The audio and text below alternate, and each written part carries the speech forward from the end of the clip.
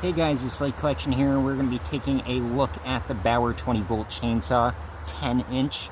I was able to get the bar and chain on, and I did make a video on that. I might upload that later this week or something like that. But we're going to be test cutting some stuff. I already did a little bit of a recording of me cutting with it, but it just wasn't cutting very good, so I think the chain loosened up a little bit and was having a hard time. I'm going to try to get it into some bigger stuff here. That's what I cut already, was a little piece of a lilac bush. But I'm going to try to get into some bigger stuff and see if that works. So to tighten it, it's pretty easy. You actually just pull on this and it tightens the chain.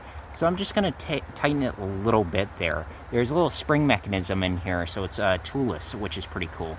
Also, put the battery in right there. I'm using a 2-amp-hour battery right at the moment, but I would recommend using a 3-amp. So we got this branch here. I'm going to actually try to saw this one-handed.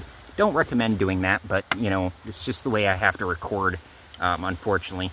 Let's see here. I'm going to put on some safety glasses. Highly recommend doing that. All right, let's see how it cuts.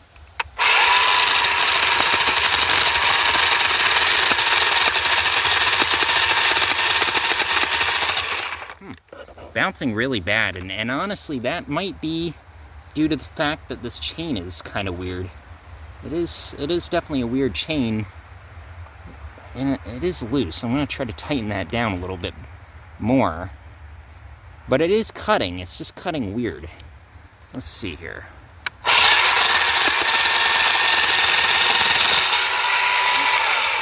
So I got it into the dirt there a little bit. Didn't want to do that, but that's okay. You know, I can always sharpen this. Easy, pretty chain to sharpen. Let me see if I can get it a little bit better.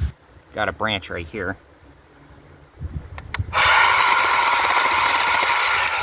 Cut that pretty good.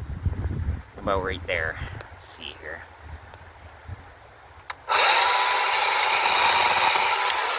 Yeah, it cuts pretty good, to be honest. Let's see if I can hold this up here. There we go.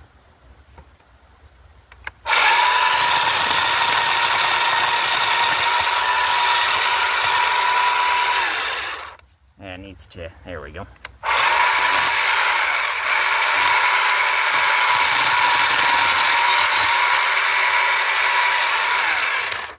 There we go.